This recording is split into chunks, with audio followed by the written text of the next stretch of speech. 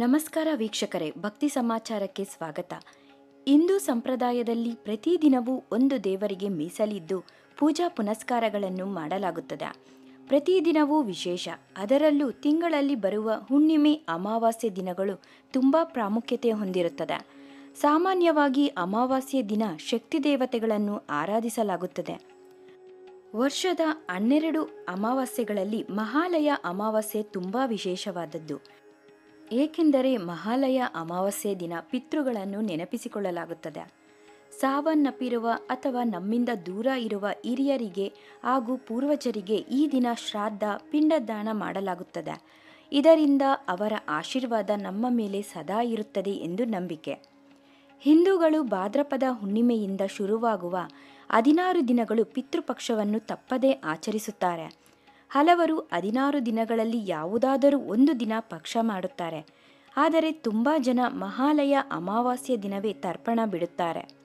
ಈ ದಿನ ಪಿತೃಗಳನ್ನು ನೆನಪಿಸಿಕೊಂಡರೆ ತುಂಬ ಶ್ರೇಷ್ಠ ದಿನ ಎಂದು ಹೇಳಲಾಗುತ್ತದೆ.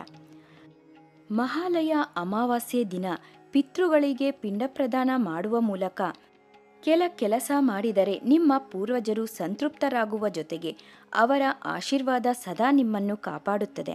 ಇದರಿಂದ ನಿಮ್ಮ ಏಳ್ಗೆ, ಮನೆಯಲ್ಲಿನ ಸಮಸ್ಯೆಗಳು, ಆರ್ಥಿಕ ಸಂಕಷ್ಟ ಎಲ್ಲವೂ ದೂರವಾಗುತ್ತದೆ.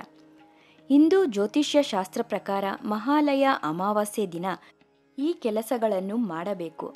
ಮೊದಲನೆಯದಾಗಿ ಅರಳಿ ಮರದ ಕೆಳಗೆ ದೀಪ ಬೆಳಗಿಸಿ 3 ಪ್ರದಕ್ಷಿಣೆ ಹಾಕಬೇಕು. ಈ ರೀತಿ ಮಾಡಿದರೆ ಪಿತೃಗಳ ಆಶೀರ್ವಾದ ಯಾವಾಗಲೂ ಇರುತ್ತದೆ. ಮರಣ ಹೊಂದಿರುವ ನಮ್ಮ ಪೂರ್ವಜರನ್ನು ನೆನೆದು ಒಳ್ಳೆಯ ಕಾರ್ಯಗಳನ್ನು ಮಾಡಬೇಕು. ಹಸುಗಳಿಗೆ 5 ರೀತಿಯ ಹಣ್ಣುಗಳನ್ನು ತಿನ್ನಲು ನೀಡಿದರೆ ತುಂಬ ಒಳ್ಳೆಯದು. ಇದರಿಂದ ನಮ್ಮ ಮನೆಯಲ್ಲಿ ಸುಖ, ಶಾಂತಿ ನೆಲೆಸಿರುತ್ತದೆ ಎಂದು ಹಿರಿಯರು ಹೇಳುತ್ತಾರೆ. ಆರ್ಥಿಕ ಸಂಕಷ್ಟಗಳು ಸಹ ದೂರವಾಗಿ ಆದಾಯ ಹೆಚ್ಚಾಗುತ್ತದೆ. ಇನ್ನು ಮಹಾಲಯ ಅಮಾವಾಸ್ಯೆ ದಿನ ಯಾವುದೇ ಕಾರಣಕ್ಕೂ ಕೆಲ ವಸ್ತುಗಳನ್ನು ಮನೆಗೆ ತರಲೇಬಾರದು. ಏಕೆಂದರೆ ಕೆಲ ವಸ್ತುಗಳಿಂದ ನಕಾರಾತ್ಮಕ ಶಕ್ತಿ ಕಾಡುವ ಜೊತೆಗೆ ಪೂರ್ವಜರ ಆತ್ಮಕ್ಕೆ ಶಾಂತಿ ಸಿಗುವುದಿಲ್ಲ ಎಂದು ಪಂಡಿತರು ಹೇಳುತ್ತಾರೆ. ಮನೆಗೆ ತರಬಾರದಂತಹ ವಸ್ತುಗಳು ಯಾವುದೆಂದರೆ ಪ್ರಮುಖವಾಗಿ ಪೊರಕೆ, ಅಡುಗೆ ವಸ್ತುಗಳು, ಪೂಜಾ ಸಾಮಗ್ರಿಗಳು ಎಂದು ಹೇಳಲಾಗುತ್ತದೆ. ಅಮಾವಾಸ್ಯೆ ದಿನ ತಂದ ಈ ವಸ್ತುಗಳನ್ನು ಸದಾ ಮನೆಯಲ್ಲಿ ಬಳಸುವುದರಿಂದ ಎಲ್ಲ ಕೆಲಸಗಳಲ್ಲೂ ಅಡ್ಡಿಯಾಗುತ್ತದೆ ಎಂದು ಪಂಡಿತರು ಹೇಳುತ್ತಾರೆ. ಇವೆಲ್ಲ ಅಂಶಗಳನ್ನು ಗಮನದಲ್ಲಿಟ್ಟುಕೊಂಡು ಮಹಾಲಯ ಅಮಾವಾಸ್ಯೆ ದಿನ ಒಳ್ಳೆಯ ಕೆಲಸಗಳನ್ನು ಮಾಡಿ ಪೂರ್ವಜರ ಆಶೀರ್ವಾದ ಪಡೆಯಿರಿ.